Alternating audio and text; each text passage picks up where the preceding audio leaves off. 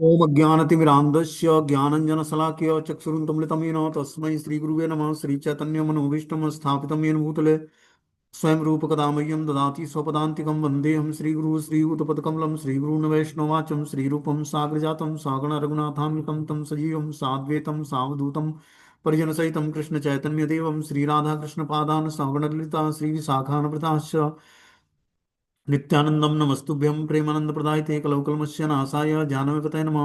नमो महावतन्याय कृष्ण प्रेम प्रदायते कृष्णाय कृष्ण चैतन्य नामिने गौरद्वित नमः।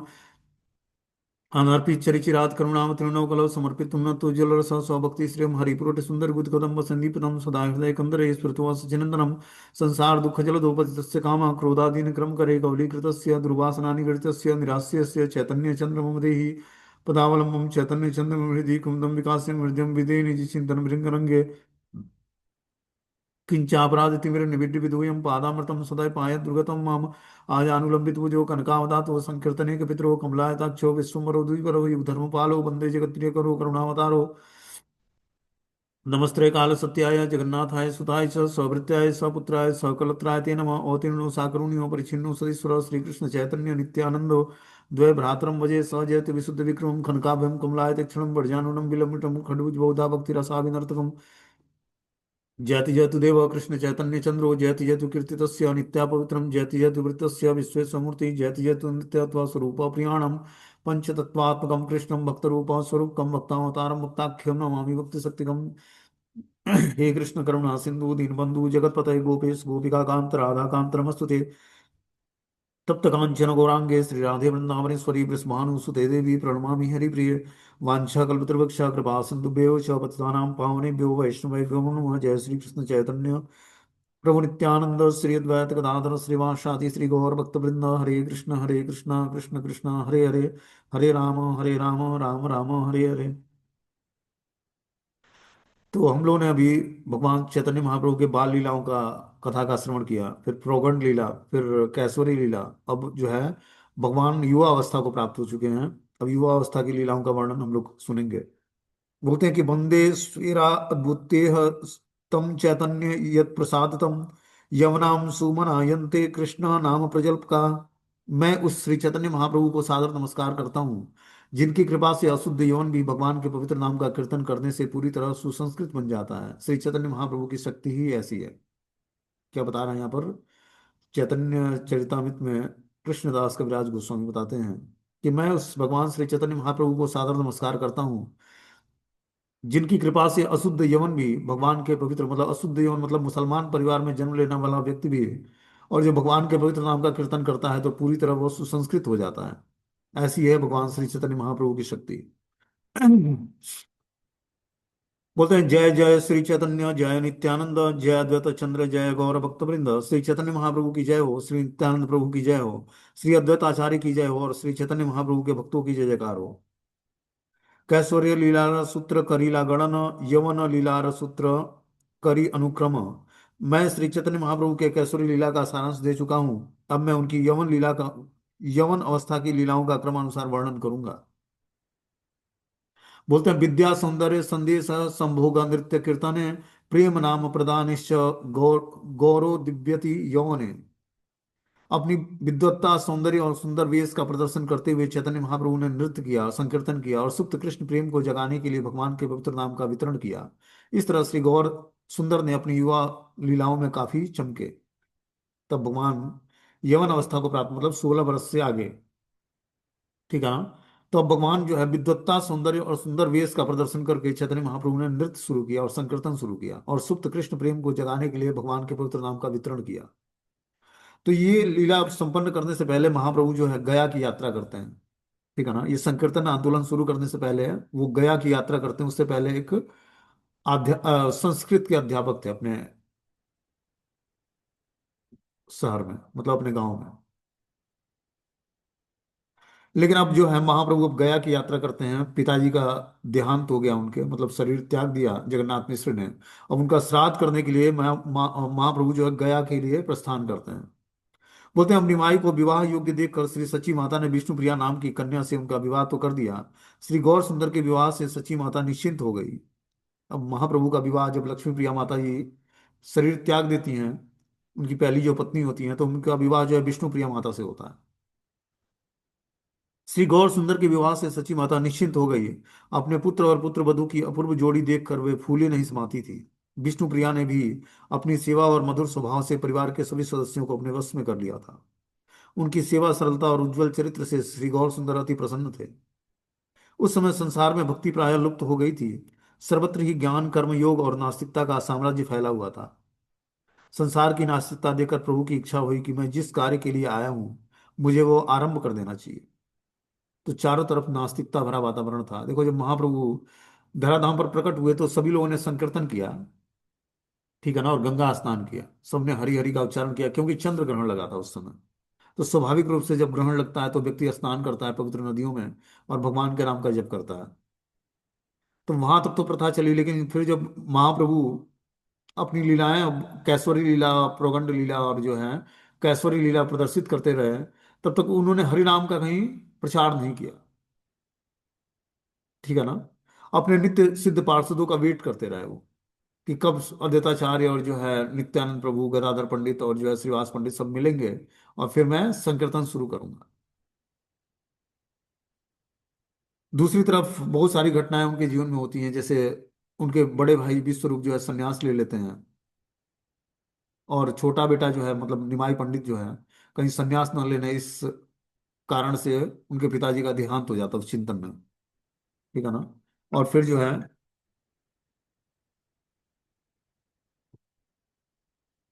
अब बता रहे कि अब निमाई पंडित का ये पहला विवाह भी हो गया लक्ष्मी प्रिया माता जी से।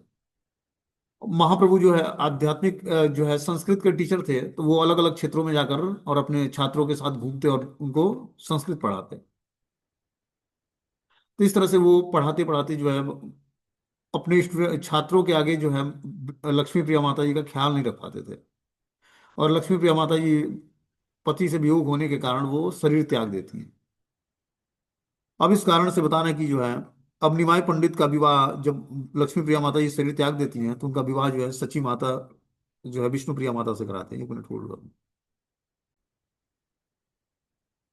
इस प्रकार अब सची माता ने अपने पुत्र निमाई का विवाह जो है विष्णु प्रिया माता से करा देते हैं। उनका विवाह हो जाता है।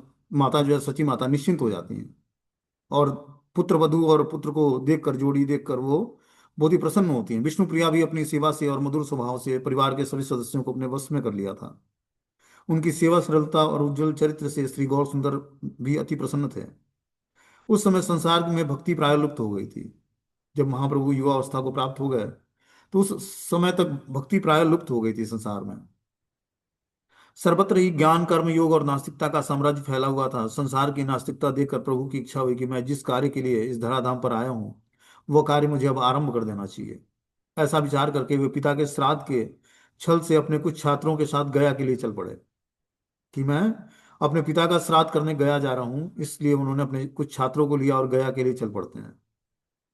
मार्ग में एक स्थान पर प्रभु ने बुखार से पीड़ित होने की लीला प्रकट की। प्रभु को ज्वर से पीड़ित देखकर उनके साथ आए हुए सभी छात्र बहुत चिंतित हो गए। सभी ने मिलकर ज्वर को दूर करने के लिए बहुत प्रयास किया, परंतु ज्वर कम नहीं हो रहा था। इसके विपरीत और भी बढ़ता जा रहा था। वह तो कोई साधारण ज्वर नहीं था, बल्कि वह तो प्रभु की इच्छा थी। अतः जगत में ऐसा कौन है जो प्रभु की इच्छा के विरुद्ध चल सके। इसलिए जब वे सभी प्रयास करके थक गए तो प्रभु स्वयं ही बोले कि मेरा ज्वर किसी भी औषधि से ठीक नहीं होगा। इसे दूर करने का एकमात्र औषधि है कि यदि मुझे किसी शुद्ध ब्राह्मण का चरणामृत मिल जाए तो उसे पान करके मैं अवश्य ही स्वस्थ हो जाऊंगा। तो महाप्रभु ने अपने शिष्यों से बोला कि इस ज्वर को ठीक करने के लिए हमें किसी ब्राह्मण के चरणों का चरणामृत चाहिए।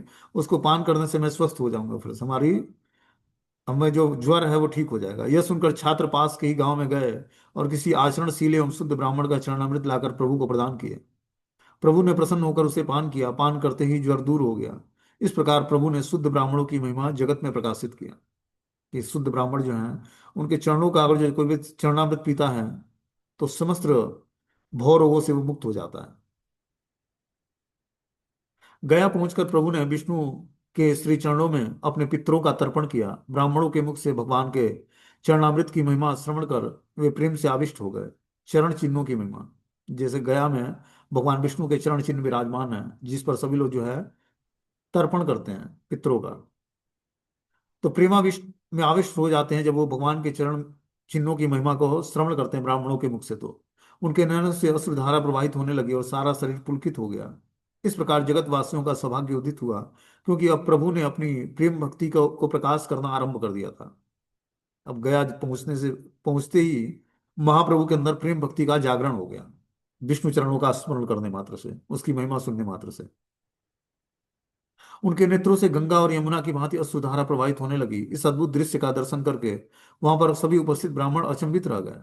उसी समय वहां पर परम भागवत श्री ईश्वरपुरीपाद उपस्थित हुए। श्री गौर सुंदर ने उन्हें अपने सम्मुख देखकर आदरपूर्वक उनके चरणों में प्रणाम किया। तो ईश्वरपुरीपाद, जो कि भगवान श्री चैतन्य महाप्रभु के गुरु हैं, वहां पर गया में ही उपस्थित होते हैं। गौर सुंदर ने जब देखा ईश्वरपुरीपाद जी को, तो उनके सम्मुख आदरपूर्वक उनके चरणों में प्रणाम किया।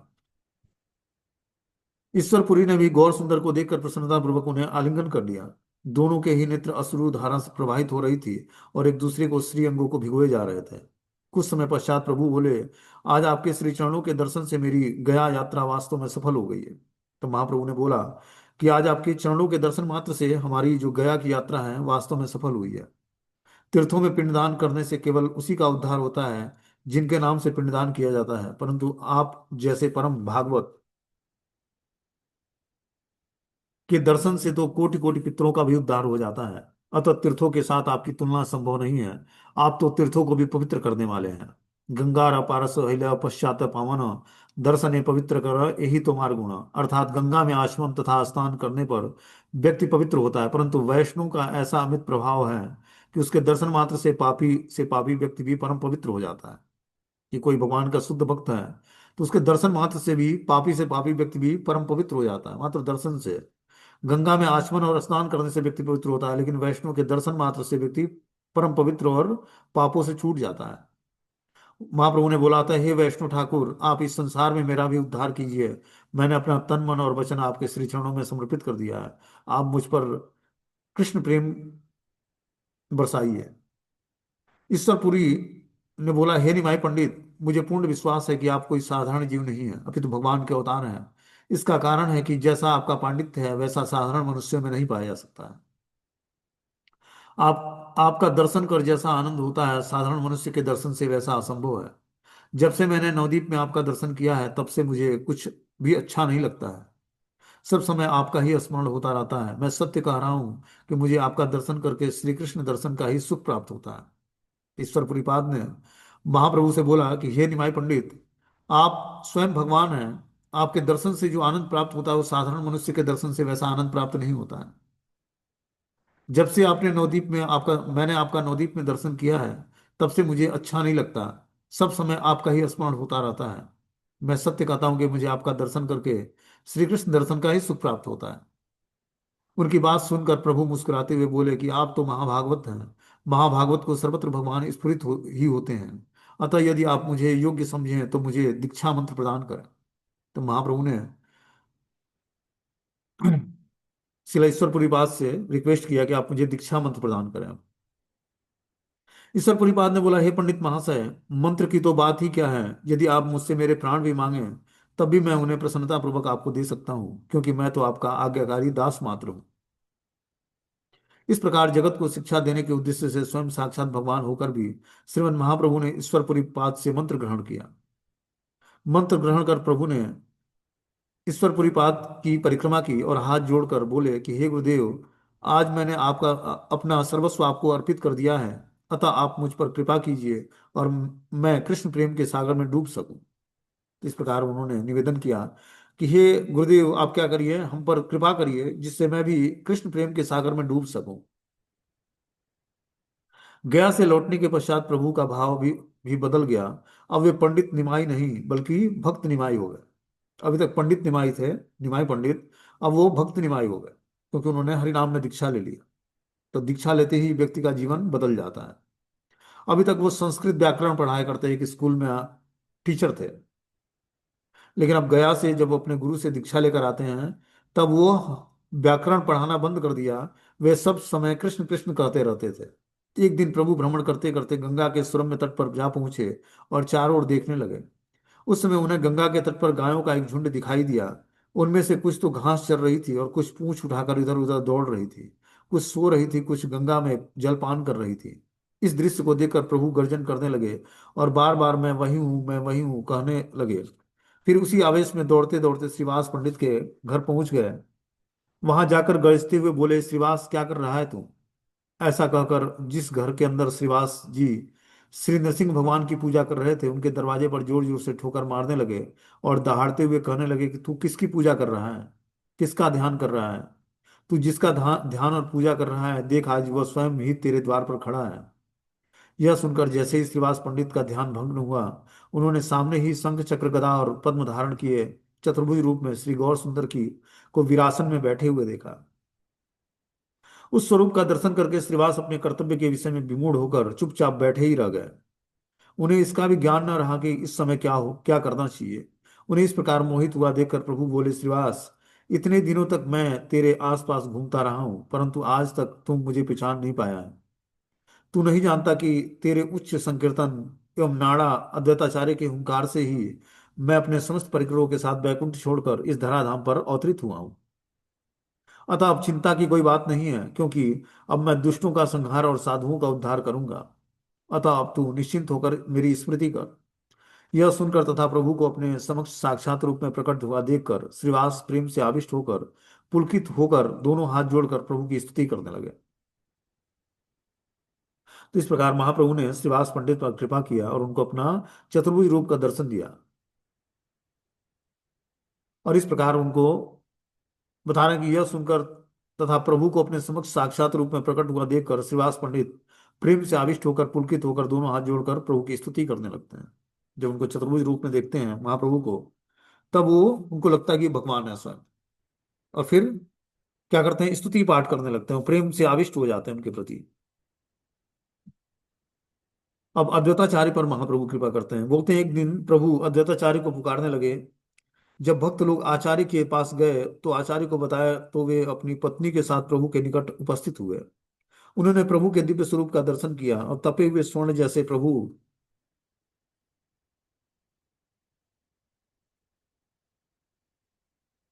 का सुंदर वर्ण और उनका अद्भुत लावण्य करोड़ों कामदेवों को भी पराभूत कर रहा था। उनकी दोनों भुजाएं सोने के दो स्तंभों के समान प्रतीत हो रही थी, जिन पर रत्न जड़ित अलंकार झिलमिला रहे थे। वक्षस्थल पर श्रीवस्त्र और कौस्तुभ मणि सुशोभित हो रही थी। कानों में मकराकृत कुंडल और झलमला रहे थे। गले में बैजंती माला धीरे धीरे झूल रही थी। उनके श्री चरणों में लक्ष्मी देवी विराजमान थी और अनंत देव उनके ऊपर छत्र धारण किए हुए थे। उनके श्री चरणों के नख कमल मणियों की भांति चमक रही थी। श्री चरणों के निकट ही चतुर्मुख ब्रह्मा, पंचमुखी शिव और खडमुखी कार्तिकेय इत्यादि प्रणत होकर उनकी स्तुति कर रहे थे। निकट में ही नारद सुक आदि हाथ जोड़कर आनंद पूर्वक प्रभु का गुणगान कर रहे थे। उनके चरणों के समीप ही मगरमच्छ पर सवार परम सुंदरी श्री गंगा जी हाथ जोड़े खड़ी थी। उनकी दृष्टि प्रभु के श्री चरणों में पड़े हुए हजारों देवताओं पर पड़ी तो रोते रहते प्रभु की स्तुति कर रही थी। एक और हजारों फणधारी नाग अपने फणों को उठाकर प्रभु की स्तुति कर रहे थे। उनके निकट ही उनकी पत्नियां भी सजल नयनों से क्रंदन करते करते गदगद कंठ से प्रभु की वंदना कर रही थी। आकाश में इरावत, गज, हंस, अश्व आदि हजारों प्रकार के विमानों से भरा हुआ था, जिन पर विद्यमान इंद्र आदि देवतागण एवं उनकी स्त्रियां आनंद से प्रभु का गुणगान करते हुए उनके ऊपर पुष्प वृष्टि कर रही थी। इन समस्त दृश्यों को देखकर दोनों पति पत्नी हतप्रभ हो गए और उनके मुख से एक भी शब्द नहीं निकल रहा था। उन्हें इस प्रकार मोहित हुआ देखकर गौरांग सुंदर अद्वैताचार्य को लक्ष्य करके बोले, हे आचार्य, तुम्हारी प्रतिज्ञा के कारण मुझे यहाँ आना पड़ा है। मैं तो क्षीर सागर में शयन कर रहा था, परंतु तुमने जैसी मेरी आराधना की और जैसा संकल्प किया, उससे मेरी निद्रा भंग हो गई है। कि दत्ताचार्य ने क्या किया, क्या संकल्प किया और क्या आराधना की? भगवान को कि शालिग्राम स्वरूप की उन्होंने तुलसी और गंगा जल से पूजा किया और हुंकार भरा कि हे भगवान नारायण, आप इस धराधाम पर प्रकट हुई है और जितने भी पापी व्यक्ति हैं उनको आप हरि नाम प्रदान करके और उनको अपना भक्ति प्रदान करिए। इसके अतिरिक्त मेरे चारों ओर इन भक्तों को देख रहे हो, ये सभी मेरे गण हैं। ये तुम्हारे लिए ही जगत में अवतीर्ण हुए हैं। जिन वैष्णव का दर्शन करने के लिए ब्रह्मा आदि भी लालायित रहते हैं, आज तुम्हारी कृपा से साधारण मनुष्य भी उनका दर्शन पाकर धन्याति धन्य हो रहा है। कि हे अद्वैताचार्य, मात्र तुम्हारी हुंकार भरी पुकार के कारण ही मुझे क्षीर सागर में मैं तो शयन कर रहा था, लेकिन तुम्हारी हुंकार भरी पुकार से मेरा निद्रा भंग हो गया, और इस कारण से मुझे इस जगत में अवतीर्ण होना पड़ा। ये जितने भी हमारे साथ परिकर हैं, जिनके तुम दर्शन कर रहे हो, बता रहे कि ब्रह्मा आदि भी लालायित रहते हैं, आज तुम्हारी कृपा से साधारण मनुष्य भी उन सारे परिकरों का दर्शन करके धन्य अति धन्य हो रहा है। प्रभु के श्रीमुख से इस सब बातों को सुनकर आचार्य प्रेम से विवल होकर और रुद्ध कंठ से कहने लगे, हे प्रभु, चारों वेद आपके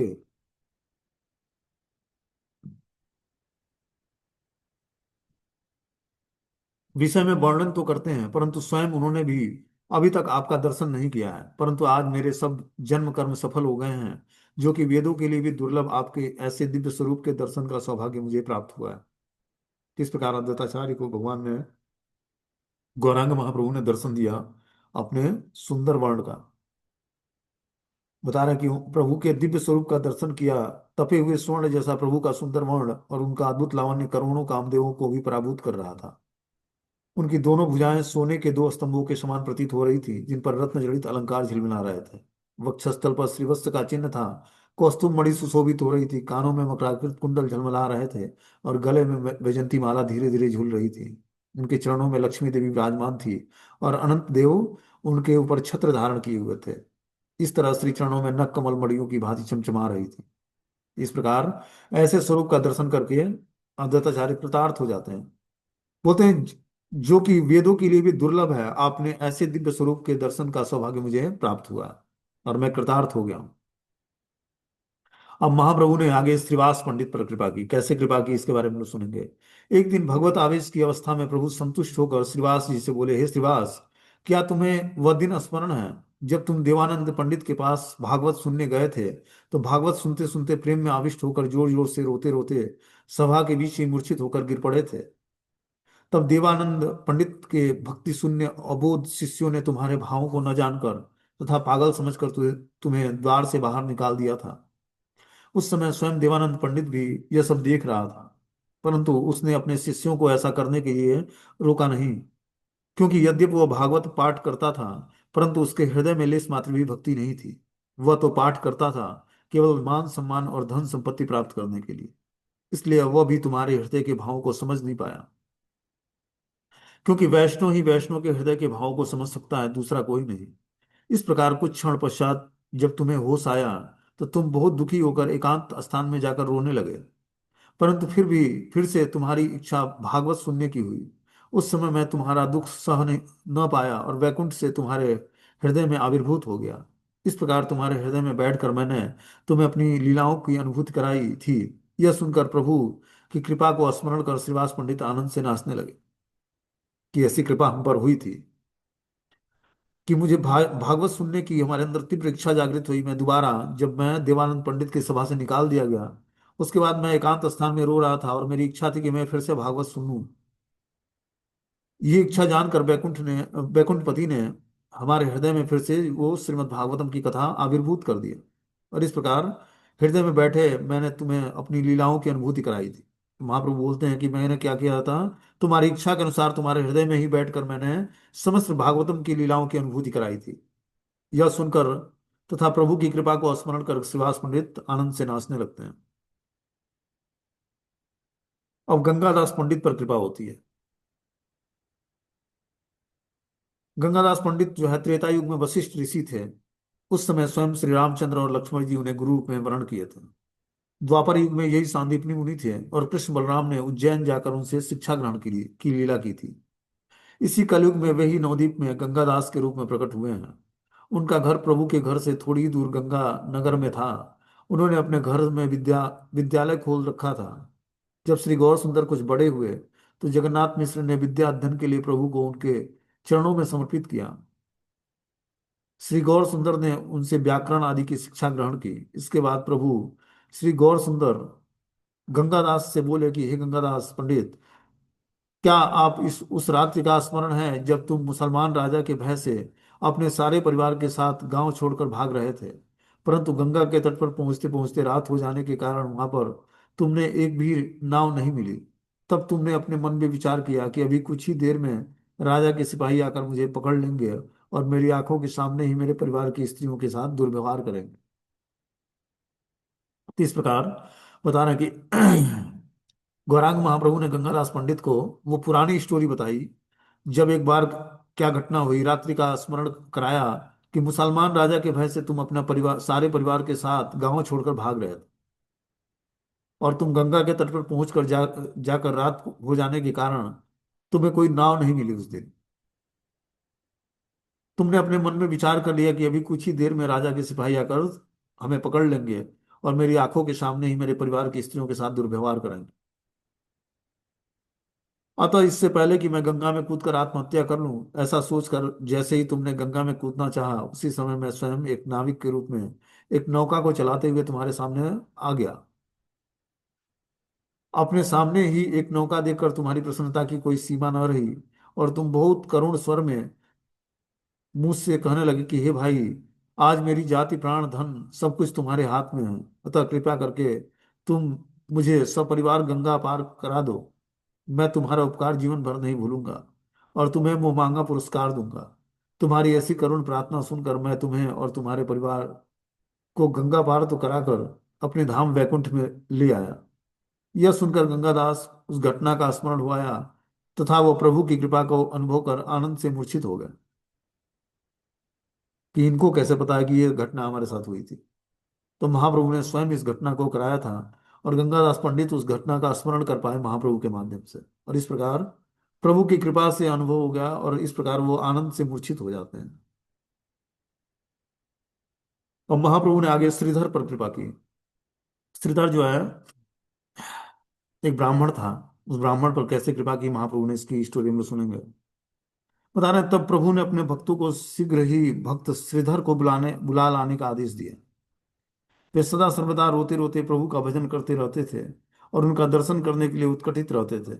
अतः प्रभु की इच्छा हुई कि वे आज यहाँ आकर उनका दर्शन करके अपनी अभिलाषाएं पूर्ण करें। यह सुनकर भक्तवृंद श्रीधर को बुलाने के लिए चल पड़े। अभी वे आधे रास्ते में ही पहुंचे कि उन्हें श्रीधर की आवाज सुनाई दी। वे जोर जोर से नाम संकीर्तन कर रहे थे। यह सुनकर वैष्णव लोग जहां से ध्वनि आ रही थी उस दिशा में चल पड़े। कुछ ही दूरी पर देखा कि वे निर्जन में बैठकर जोर जोर से रोते रोते हरि नाम कीर्तन कर रहे हैं। यह देखकर भक्तवृंद उनके पास गए और उनसे बोला कि हे श्रीधर जी, चलिए, आपको प्रभु ने बुलाया है। प्रभु का नाम सुनते ही श्रीधर आनंद से मूर्छित हो गए। भक्तों ने शीघ्र ही उन्हें उठा लिया और प्रभु के पास लाकर उन्हें श्री चरणों में रख दिया। अपने चरणों के निकट श्रीधर को देखकर प्रभु प्रसन्न हो गए और प्रेम से कहने लगे, हे श्रीधर, तुमने बहुत जन्मों तक मेरी आराधना की है।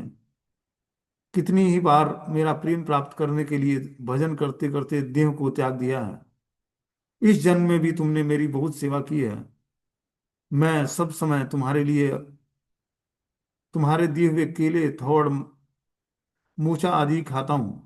क्या तुम भूल गए कि जब मैं व्याकरण का छात्र था, उस समय मैं तुम्हारी दुकान में आया करता था और तुमसे झगड़ कर ही तुमसे केले और थोड़ आदि ले लिया करता था, और उसका मूल्य भी नहीं चुकाता था, परंतु तुम मुझे पहचान नहीं पाते थे। तुम्हें स्मरण होगा कि मैंने तुमसे कहा था कि मैं एक दिन जगत को दिखाऊंगा कि तुम कितने धनी हो। अतः अब तुम मेरे स्वरूप का दर्शन कर लो। मैं तुम्हें अष्ट सिद्धियां प्रदान करूंगा। यह सुनकर जैसे ही श्रीधर ने सिर उठाकर प्रभु की ओर देखा, तो उन्होंने प्रभु के दिव्य स्वरूप का दर्शन किया। उस समय उन्होंने श्री गौर सुंदर के श्याम वर्ण में देखा। उनके हाथों में बंसी थी। उनकी दाहिनी और बलदेव प्रभु विद्यमान थे। लक्ष्मी जी भी प्रभु के हाथ में तांबूल अर्पण कर रही थी, और चतुर्मुख ब्रह्मा, शिव आदि सभी देवता हाथ जोड़कर उनकी स्तुति कर रहे थे। यह देखते ही श्रीधर आनंद से मूर्छित हो गए और प्रभु बोले, उठो श्रीधर, उठो। प्रभु के मधुर वचन सुनते ही जब श्रीधर की मूर्छा दूर हो गई, तो प्रभु बोले, हे श्रीधर, तुम मेरी स्तुति करो। श्रीधर ने बोला, हे प्रभु, मैं तो एक मूर्ख व्यक्ति ठहरा, आपकी स्तुति करने का सामर्थ्य मुझ में नहीं है। तो प्रभु ने क्या बोला, हे श्रीधर, तुम्हारे जैसे भक्त का बोलना ही स्तुति है। उसी समय प्रभु की आज्ञा से माता सरस्वती देवी श्रीधर की जीवा पर विराजमान हो गई।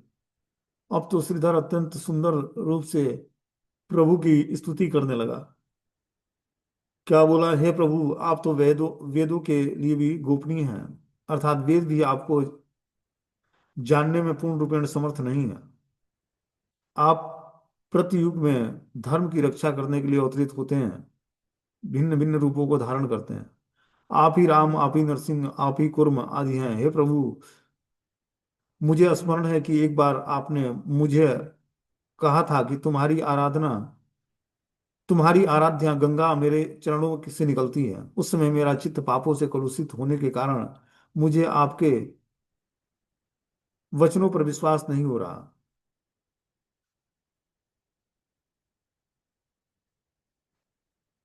परंतु आपकी ही कृपा से आज मैं समझ गया हूं कि जिन्होंने अपनी मनोहारी लीलाओं के द्वारा गोकुल नगरी को धन्य किया था, वे नंद नंदन आप ही हैं। तथा इस समय इस नवद्वीप को धन्य करने के लिए ही गौर सुंदर के रूप में अवतरित हुए हैं। आप भक्ति के अधीन हैं। भीष्म पितामह ने अपनी भक्ति के बल से ही रणभूमि में आपको कर दिया था। भक्ति के बल से ही माता यशोदा ने आपको बांध लिया था। भक्ति के होने की इच्छा मात्र से अनंत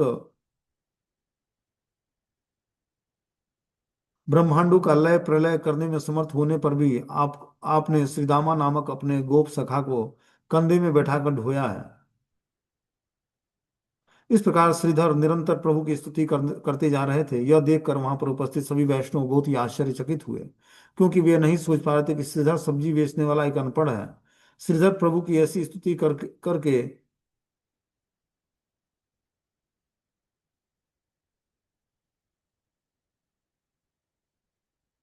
बता रहे कि श्रीधर प्रभु की ऐसी स्तुति करेगा, किसी ने ऐसी कल्पना भी नहीं की थी। परंतु आज उसके ऊपर प्रभु की ऐसी कृपा देखकर सभी आश्चर्यचकित हुए। प्रभु मुस्कुराते हुए कहने लगे कि हे श्रीधर, तुम्हारी जो इच्छा है वो वर मांगो। आज मैं तुम्हें सभी के समान अष्ट सिद्धियां प्रदान करूंगा। श्रीधर बोले, प्रभु, आप मुझे फिर से ठगने की चेष्टा ना करें, परंतु अब मुझे ठगना आपके लिए संभव नहीं है। प्रभु मुस्कुराते हुए बोले, हे परंतु श्रीधर, मेरा दर्शन व्यर्थ नहीं जाता है, इसलिए तुम्हारे मन में जो कुछ इच्छा हो वो मांग लो। इस प्रकार जब प्रभु बार बार वर मांगने को कहने लगे, तो श्रीधर बोले, हे प्रभु, यदि आप मुझे वर देना ही चाहते हैं तो यह वर दीजिए कि जो ब्राह्मण मुझसे केले, थोड़ आदि छीन लिया करता था, वही ब्राह्मण जन्म जन्मांतर में मेरा प्राणनाथ हो जाए। ऐसा कहते कहते श्रीधर भाव विवल होकर प्रभु के चरणों में लिपट कर जोर जोर से क्रंदन करने लगे। प्रभु ने उन्हें उठाकर अपने गले से लगा लिया। श्रीधर की भक्ति तथा ऊपर से प्रभु की ऐसी अपूर्व कृपा देखकर सभी वैष्णव लोग क्रंदन करने लगे। तब प्रभु बोले, हे श्रीधर, मैं तुम्हें चक्रवर्ती सम्राट बना देता हूँ। श्रीधर बोले, हे प्रभु, मुझे कुछ भी नहीं चाहिए। मैं यही चाहता हूँ कि मैं सब समय आपके नामों का कीर्तन करता रहूं। प्रभु बोले, हे श्रीधर, तुम तो मेरे नित्य दास हो, और इसका लक्षण यही है कि मेरे भक्तों को भक्ति के अतिरिक्त कोई भी वस्तु आप अपने आप आकर्षित नहीं कर सकती है। इसलिए मैं वेदों के लिए भी जो दुर्लभ भक्ति योग है तुम्हें दे रहा हूं। यह सुनकर सभी वैष्णव लोग प्रभु और श्रीधर दोनों की जय जयकार करने लगे। तो इस प्रकार महाप्रभु ने अलग अलग भक्तों पर अलग अलग तरीके से उन्होंने कृपा करा और अलग अलग दर्शन दिया, जिसमें कृपा पात्र बने श्रीवास पंडित, अद्वैताचार्य, गंगादास पंडित, श्रीधर। इस पांच अपने नित्य सिद्ध पार्षदों पर कृपा की। और आगे जो है मुरारी गुप्त पर कैसे कृपा करते हैं उसकी स्टोरी हम लोग जो है कल के क्लास में सुनेंगे।